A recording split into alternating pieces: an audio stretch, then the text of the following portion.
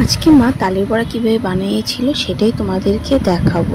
দেখো, প্রথমে মা তালটাকে ভালো করে ধুয়ে একটা কড়াইতে নিয়ে নিল। সেই কড়াইয়ের মধ্যে তালটাকে একটু একটু করে ছুলে নেবে।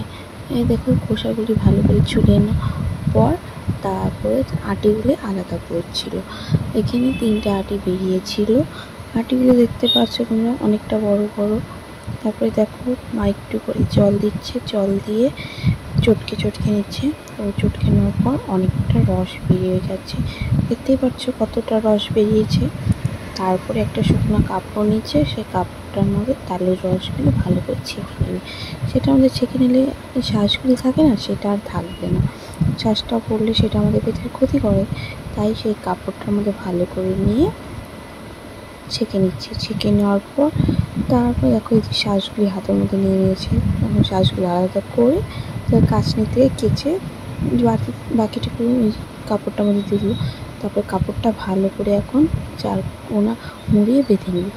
তার মধ্যে এক ফোঁটা চুন দিয়ে দিবি। চুন দিলে কী হয়, সেই তালে যে একটা তেতো ভাব বা জলটা যে থাকে, সেটা এই চুনটার মধ্যে কেটে যায়। তারপর কেটে যাওয়ার পর কিছুক্ষণ রেখে দিল ওইভাবে বেঁধে রাখার পর তারপরে একটা জায়গায় ঝুলিয়ে রাখার পর দেখতে পাচ্ছ তালের থেকে জলগুলি টোপটো পড়ছে। তারপর মা আবারও দেখে নিচ্ছে সেটার মধ্যে আঁশ আছে কি না আসে। তারপর মা তালটাকে ভালো করে ফেটিয়ে নিল। ফেটিয়ে নেওয়ার পর এখানে দিয়ে দিচ্ছে পরিমাণ মতো চিনি গুঁড়ো। তারপরে দিয়ে নিচ্ছে চালের গুঁড়ো দিল কয়েক চামচ। তারপর পরিমাণ মতন দিয়েছে। তারপরে আবার পরিমাণ মতন দিয়ে দিল একটু সুজিটা দিলে একটু কড়কড়ে হয়, সেটা খেতে ভালো লাগে। সুজিটা দেওয়ার পর মা ভালো করে তালটাকে ফেটিয়ে নিচ্ছে। ফেটিয়ে নেওয়ার পর একটা কড়াইতে তেল গরম করতে দিল। তেলটা গরম হয়ে যাওয়ার পর এক এক করে বড়াগুলি কড়াইতে দিয়ে দিচ্ছে। এরকম করে সব বড়াগুলি কড়াইতে দিয়ে দেখো এরকম লাল লাল বড়াগুলি ভেজেছে। আর তালের বড়াটা করে লাল লাল হলে সেটা খেতে ভালো লাগে।